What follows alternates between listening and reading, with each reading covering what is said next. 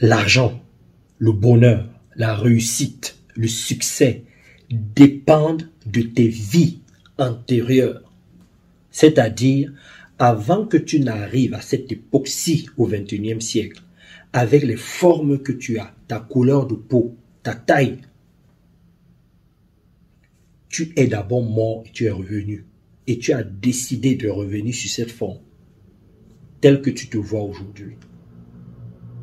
Si tu galères et que quelqu'un d'autre réussit facilement, si tu passes ton temps à chercher quelque chose que d'autres personnes trouvent facilement, sache que ça dépend de leur vie antérieure et ça dépend de ta vie. Il y a des choses, si on ne t'explique pas, si on ne t'amène pas à travailler sur toi, sur tes émotions, sur ta mission de vie, tu ne comprendras pas pourquoi tu galères pour obtenir quelque chose. Tu ne comprendras pas pourquoi tu as certaines choses facilement. Tu ne comprendras pas pourquoi tu gâches ton talent. Pourquoi tu assombris ton étoile. Tu vas te dire que les autres ont la chance. Ce n'est pas une question de chance. N'envie pas celui qui réussit parce que tu ne connais pas ses vies antérieures. Tu ne sais pas par quoi il est passé pour atteindre le niveau qu'il a. C'est très important ce que je vous dis là. Je sais que beaucoup vont me prendre pour un fou. Beaucoup ne creusent pas, ne vont pas chercher. Mais nous qui sommes dans le développement spirituel, pas religieux mais spirituel, nous qui sommes dans le développement personnel et professionnel, nous qui faisons des recherches, qui vivons des expériences, on peut vous parler de ça. Je ne suis pas le seul. Beaucoup de gens l'ont fait avant moi et continuent à le faire. Observe toi. Observe autour de toi. Observe tes enfants. Tu vas voir qu'ils font comme des adultes parfois. Ce n'est pas toi qui as appris ça à tes enfants.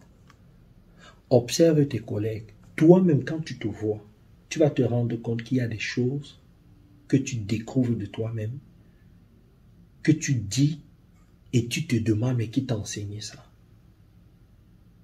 C'est parce que tu n'es pas conscient que ça dépend de tes vies antérieures. Prenons l'exemple de quelques personnes qui ont marqué et qui ont réussi dans notre planète. Michael Jackson, on te dit que quand il était dans les Jackson 5, quand ils étaient petits, il était différent des autres. Il savait déjà lire une note de musique. Il avait une façon particulière de danser. Et on a vu tous la carrière qu'il a fait. Beethoven, certains hommes d'affaires, certains hommes politiques. On te dit que Jésus, à 12 ans, raisonnait déjà les grands prêtres. Il comprenait ce que les autres ne comprenaient pas à leur âge. Ça ne te parle pas. Il faut creuser pour comprendre. On te dit qu'il y a des gens qui sont morts. Ils sont arrivés à un certain niveau, ont décidé de revenir. Ces gens-là reviennent et te disent ce qui se passe après la mort et toi tu n'y crois pas. Et c'est normal parce que tu n'as pas encore vécu ça. Et je vais te dire pourquoi c'est normal que ce que je dis là te paraisse bizarre, insensé. Il y a 7 modes d'apprentissage, 7 façons d'apprendre, de découvrir, de savoir que certaines choses existent et de confirmer cela. Je vais te parler de 2 modes. Le premier mode, en psychologie, ça s'appelle être inconsciemment incompétent. Ça veut dire que quoi? Ça veut dire que si tu n'as jamais entendu parler de quelque chose, si tu ne sais pas que quelque chose existe, même si on te parle de cette chose-là, tu vas trouver ça bizarre. Tu vas t'énerver, tu vas te mettre en colère, tu vas être dans le déni. Tu vas traiter de fou celui qui est en train de te parler de cette chose-là. Parce que tu n'as pas les compétences pour comprendre cela. C'est plus fort que toi. C'est de l'inconnu.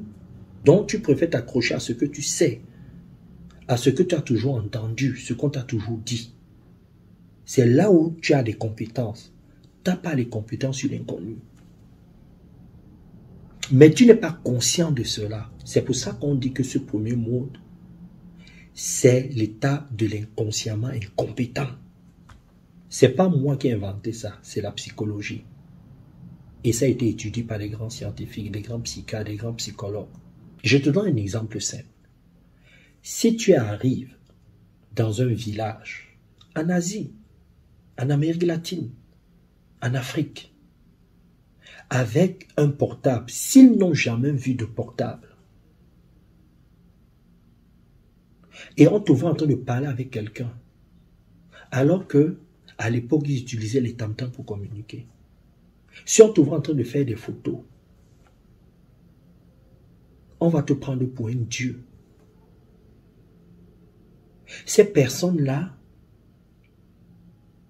vont croire que tu as fait quelque chose d'extraordinaire. C'est vrai, c'est extraordinaire. Mais comme nous, on est déjà habitués à ça, ce n'est pas extraordinaire. Donc ceux, dans ces villages-là, qui vont voir cela, vont se dire, waouh! Quand ils vont aller raconter ça à leurs amis, à leurs frères qui ne l'ont pas vu, ils vont traiter ceux qui ont vu ce téléphone de fous, de malades, que ça ne peut pas exister.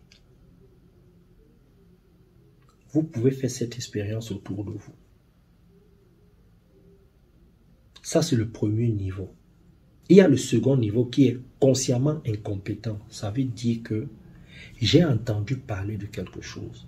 J'ai vu, mais je ne sais pas comment ça fonctionne. Je ne sais pas comment ça marche. Et c'est le cas de ces premières personnes qui t'ont vu avec le téléphone dans ces différents villages-là. Ils ont vu, mais ils ne savent pas comment ça fonctionne. Donc, si toi, tu ne connais pas l'expérience de la mort, si tu ne sais pas comment la réincarnation se passe, si tu n'as jamais entendu parler de ça, si tu es dans le déni, on respecte cela.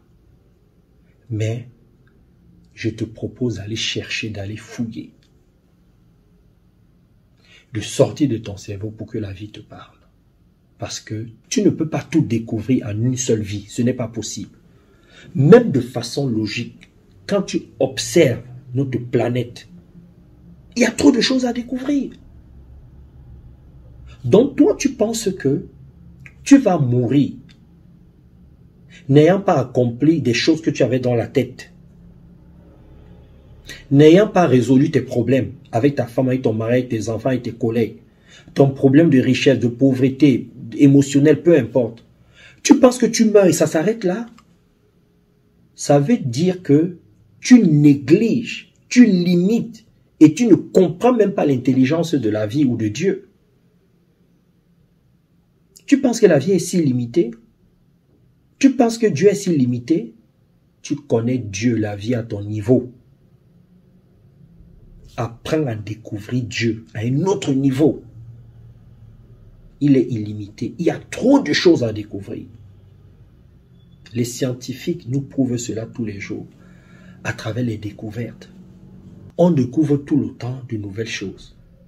Les espèces dans l'eau, les animaux, dans le ciel, les planètes, même dans le comportement humain, même dans la médecine, on continue encore à découvrir.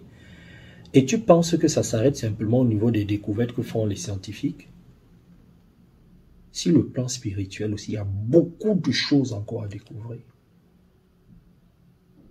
Pour les chrétiens, Jésus est mort. On dit que 3 jours après, il est revenu de la mort, il a ressuscité. Ça ne vous parle pas? Vous-même, vous pensez que Jésus est venu rien que pour faire des miracles. Il est d'abord venu comme enseignant. Il est en train de nous dire que vous pouvez partir et revenir. Si on se base sur ce qui est écrit dans la Bible, il faut aller beaucoup plus loin que ce qu'on lit souvent. Parce qu'il parlait beaucoup en parabole. Et on lui demandait, mais pourquoi parles-tu toujours en parabole? Et il disait, cette parole est faite pour des personnes qui ont la volonté, qui veulent apprendre. Pour les chercheurs. Parce qu'il savait que l'homme était illimité. que l'homme pouvait comprendre beaucoup de choses. C'est la raison pour laquelle il disait, vous allez faire des choses plus grandes que ce que je suis en train de faire. Moi, je me base sur ce qui est écrit dans la Bible. Que ce soit vrai, que ce soit faux, ce n'est pas là le débat. Je prends ça comme exemple parce qu'il y a beaucoup de chrétiens qui nous suivent parfois. Vous devez comprendre quelque chose, c'est que en une vie, tu ne peux pas tout découvrir. Ce n'est pas possible. Donc, n'envie pas celui qui réussit autour de toi. Tu ne connais pas ses vies antérieures. Cherche à comprendre ta vie antérieure, d'où tu viens, ce que tu étais avant. Pourquoi tu as choisi de naître dans telle famille, avec tel sexe, avec telle couleur de peau, à cette époque-ci. C'est ça qu'il faut chercher à comprendre. Comprends quelle est ta mission de vie. Ça va te permettre d'accélérer ton évolution, de comprendre tes douleurs, tes joies, tes peines, de comprendre pourquoi tu traverses certaines difficultés, pourquoi tu réussis facilement dans d'autres domaines et pas dans d'autres. Ça va te permettre de comprendre ta mission de vie, ce que tu es venu faire ici. Ça va te permettre de comprendre beaucoup de choses, de savoir comment te positionner, savoir où tu vas, ce qu'il faut éviter, être focalisé sur ce qui est le plus important. Moi, dans ma vie, depuis que j'ai compris cela, je ne peux pas être jaloux. Je ne peux pas envier quelqu'un. Et je ne cours plus pour courir. Je ne compte plus bêtement sur certaines personnes pour réussir dans ce que j'entreprends. Tout est focalisé, tout est basé. Ma ligne directrice, c'est ma mission de vie. Parce que tout est axé sur mes vies passées. Parce que j'ai compris le processus. Regardez parfois, vous vous battez pour obtenir certaines choses. Quelqu'un d'autre vient, il fait ça en quelques secondes, en quelques minutes, en quelques semaines. Il réussit. Et toi, tu cravaches, tu te bats pendant des années. Parfois, tu as du mal à effectuer certaines tâches. Tu n'as même pas la logique. Quelqu'un d'autre, il le fait en 10 secondes. Tu as du mal à comprendre parfois certaines choses. Et l'autre vient, il t'explique ça comme si c'était facile. Pour lui, ce n'est rien. Parfois même, ton propre frère, ta propre soeur, avec qui vous êtes sortis du même ventre. Parfois, vous êtes jumeaux, vous êtes jumelles. Tu sens qu'il a un niveau que tu n'as pas. Vous êtes dans une même équipe de football. Vous jouez tous au foot. Mais toi-même, tu sens que celui-là, il est différent de toi. On l'a vu. On le voit dans toutes les équipes. En équipe de France, on a vu. Zinedine Zidane était différent des autres. Diego Maradona, Messi, Pelé. On peut prendre des exemples comme ça dans tous les domaines. Maintenant, écoutez-moi bien.